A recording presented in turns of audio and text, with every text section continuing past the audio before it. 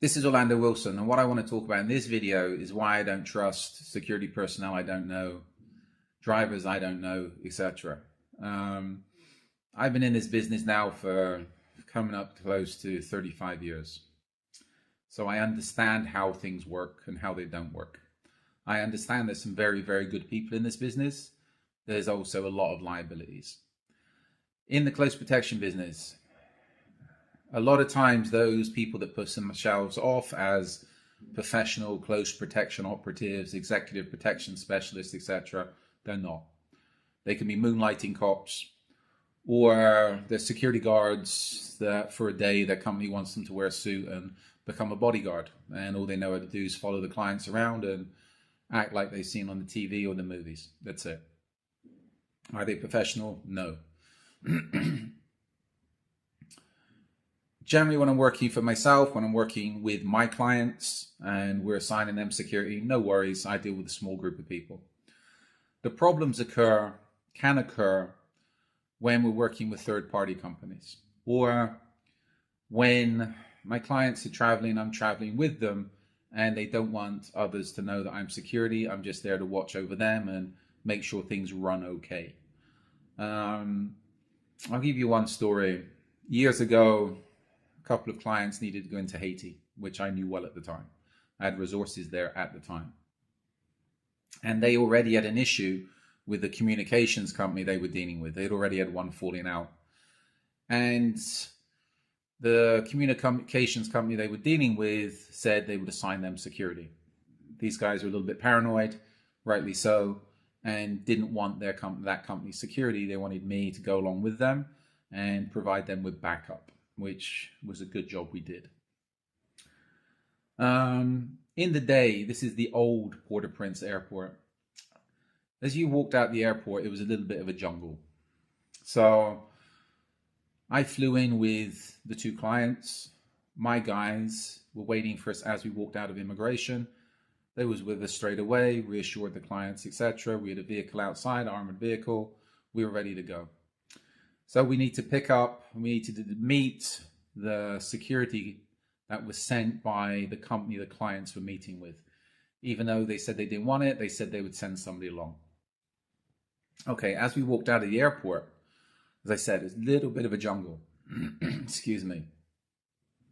It wasn't too hard to spot the security guy that was sent, or security guy and driver that was sent, because the security guy was the only white guy amongst a mass of Haitians.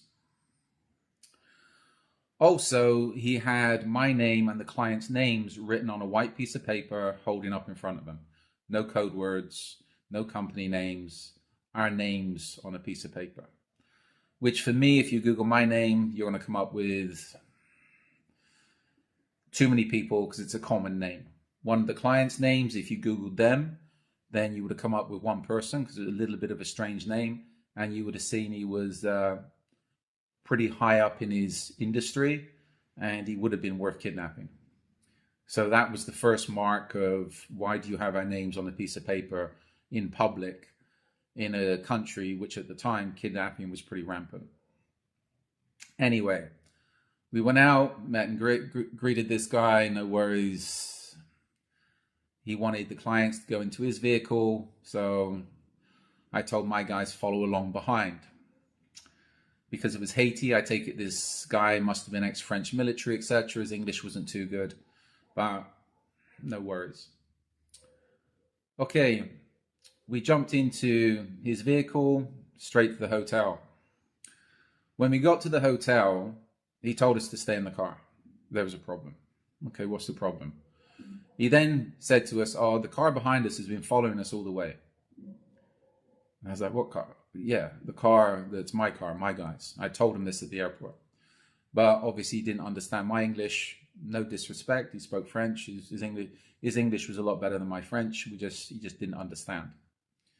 The problem was, if he thought we'd been followed by a blacked out SUV through the streets of Port-au-Prince, why did he take us to the hotel where my clients were staying at, and that vehicle was still behind us? So if that was a suspect vehicle, he's just taken the suspect vehicle to where the clients were staying.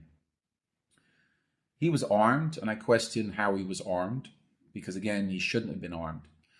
And he said, I'm going to go out and talk to them. Well, you know what? The guys behind us were cops, so you can talk to them all day. They were my guys. So let's put this in reality. This guy would have gone outside of the hotel and walked up to the car and said, what? He had no authority. It's not his country. He's got no authority whatsoever. It's private security. Even if they are kidnappers, what's he going to say? Who are you? And they'll be like, I'll put it politely, who the F are you? Go away. Or he would have just got shot and the clients would have got kidnapped. Because if the security exposes themselves and walks up to the bad guy's car, they could quite easily get popped, right? So luckily, the car behind us following us was my guys. And if it was a criminal car, this security guy would have taken them all the way to the client's hotel. Okay, no worries. We checked in the hotel, etc., jumped into his vehicle. My guys were waiting to follow us off. We leave this hotel, and my guys are on the radio. We had radios between me and my guys. They're on the radio. You got a flat tire. Okay, we get out 100 yards outside the airport, outside the hotel, and ba-dum, we got a flat tire. So I said to the security guy, you got a breakdown kit, change it quickly or what? No breakdown kit in the car, no fixer flat, nothing, nishta. So luckily my guys was with us, so we bundled the clients and the security guy the company had sent into the car, our car, and we made our way to the company's office.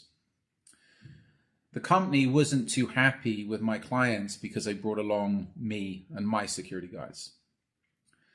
And they told in front of me, they said to my clients, you can get rid of your security, you don't need them.